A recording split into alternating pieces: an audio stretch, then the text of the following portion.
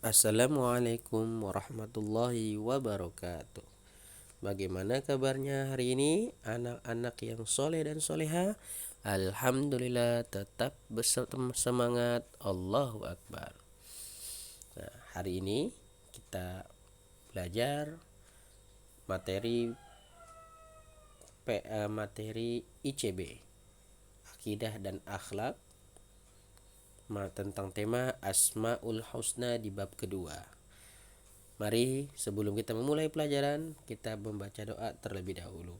Bismillahirrahmanirrahim. Baik, Asmaul Husna, ada yang tahu apa itu Asmaul Husna? Asmaul Husna adalah nama-nama baik yang dimiliki Allah Subhanahu wa taala. Dan Asmaul Husna berjumlah 99. Baik, Bapak akan menjelaskan tentang Asmaul Husna. Siap? Oke, baik, Bapak akan lanjutkan. Pernahkah kita merenung mentadaburi alam? Jika kita melakukannya dengan penuh penghayatan, kita akan menyadari betapa maha agung Allah Subhanahu wa taala. Allah adalah Sang Maharaja. Kekuasaannya meliputi seluruh alam.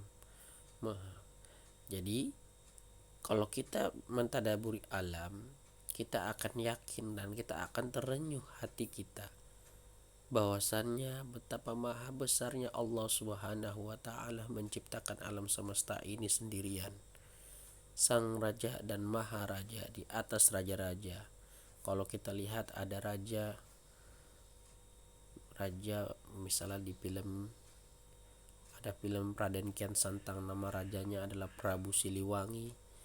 Hanya di Pajajaran saja yang sang pemimpin Pajajaran, dia hanya memimpin di wilayah Pajajaran saja, tapi di kerajaan yang lain dia tidak bisa memimpin.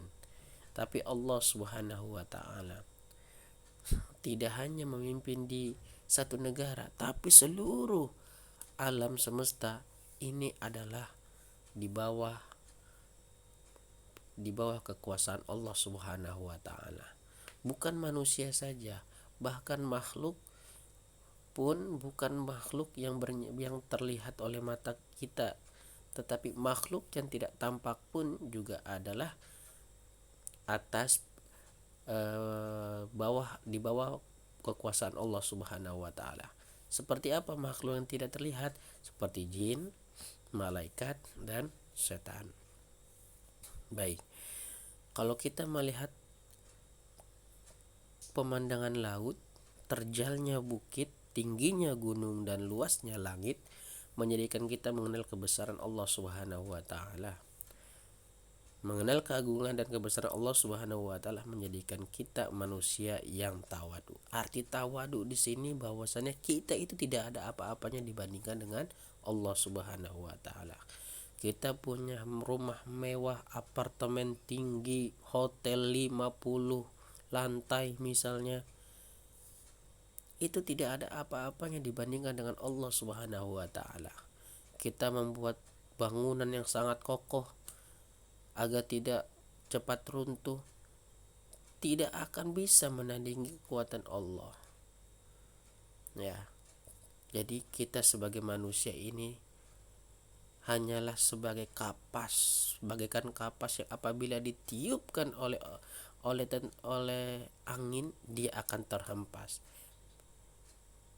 Buktinya apa? Ada tentara Allah yang bernama angin. Ketika angin ini diperintahkan oleh Allah untuk bertiup yang kencang, bangunan yang kokoh pun akan runtuh. Tumbuh-tumbuhan, pohon-pohon besar yang akarnya sudah menjulang masuk ke dalam bumi yang kuat tetap akan roboh oleh tentara Allah yang bernama angin. Tentara Allah lagi air.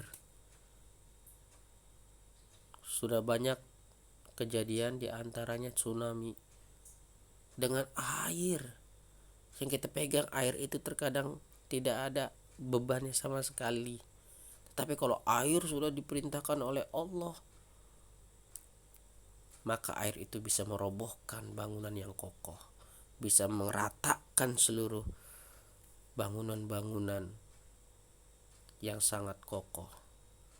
Oleh karenanya, kalau kita sudah menetadaburi bahwasannya kita ini tidak ada apa-apa yang dibandingkan Allah, maka selalulah bertakwa kepada Allah Subhanahu wa taala.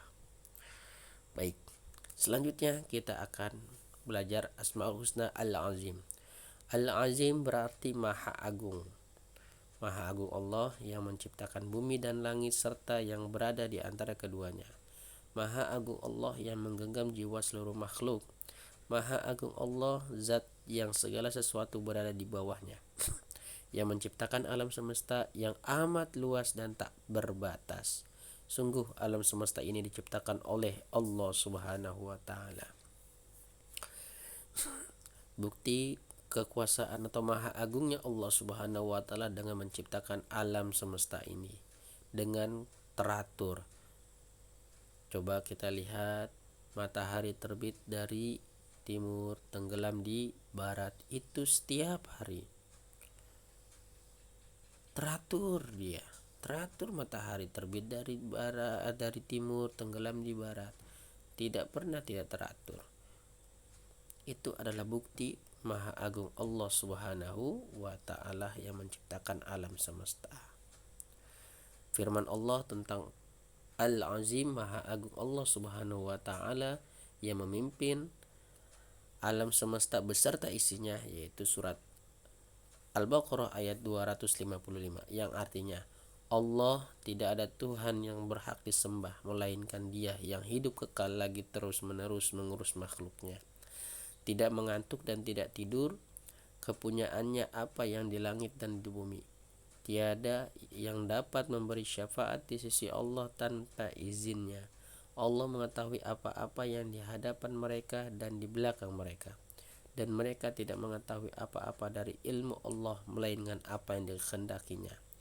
Kursi Allah meliputi langit dan bumi, dan Allah tidak merasa berat memelihara keduanya, dan Allah maha tinggi lagi maha besar. Ayat kursi ini menjelaskan bahwasannya maha besar Allah, maha agung Allah yang telah menciptakan alam semesta ini, dan apa yang ada di alam semesta ini adalah di bawah kekuasaan Allah Subhanahu wa taala. Allah yang tidak pernah tidur dan tidak pernah lelah untuk terus-menerus mengurus makhluknya. Beda dengan manusia yang memimpin, walaupun menjadi sang pemimpin, pasti manusia ada lelahnya, ada tidurnya, bahkan butuh makan, tetapi Allah tidak membutuhkan apapun. Allah mengurus alam semesta ini sendirian. Bukan berarti Allah tidak punya teman anak-anak, tapi memang Allah mempunyai sifat qiyamuhu binafsihi, dapat berdiri sendiri, berbeda dengan makhluknya yang tidak bisa berdiri sendiri.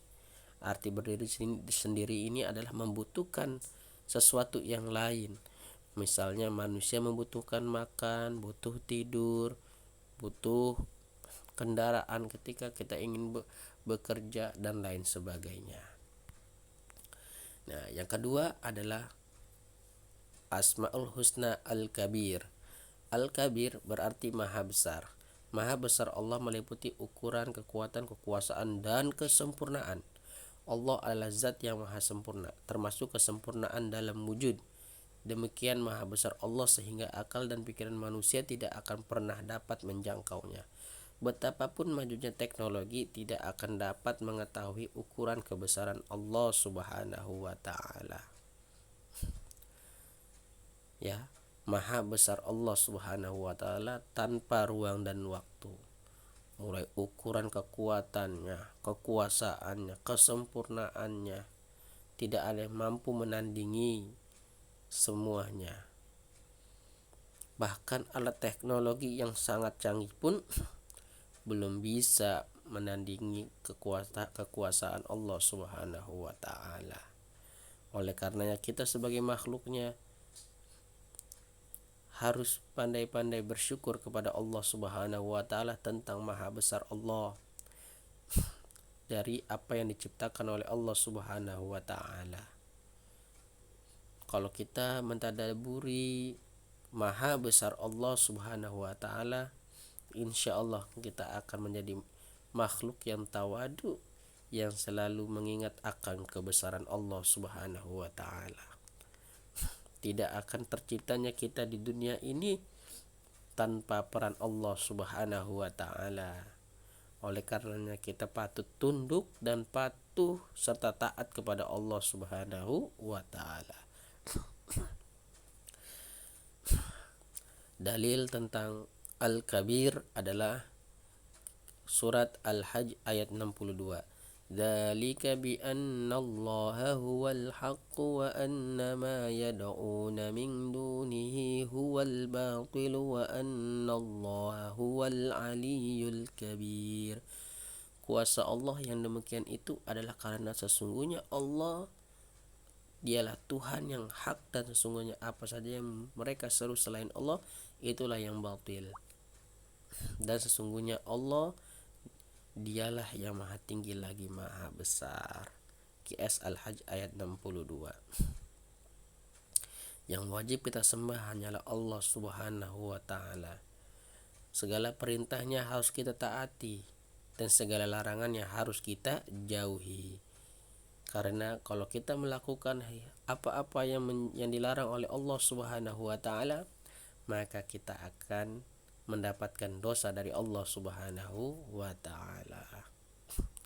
Jadi kita hari ini belajar dua Asmaul Husna, yaitu Al-Azim dan Al-Kabir. Al-Azim artinya maha agung, Al-Kabir artinya maha besar. Keagungan Allah, maha besar Allah meliputi alam semesta beserta isinya. Kekuasaan Allah tidak ada batasnya, berbeda dengan kekuasaan manusia, ada batasnya. Baik, itu saja anak-anak untuk materi pada hari ini. Jangan lupa setelah ini ada latihan, dikerjakan ya latihannya ya. Bapak akhiri, assalamualaikum warahmatullahi wabarakatuh.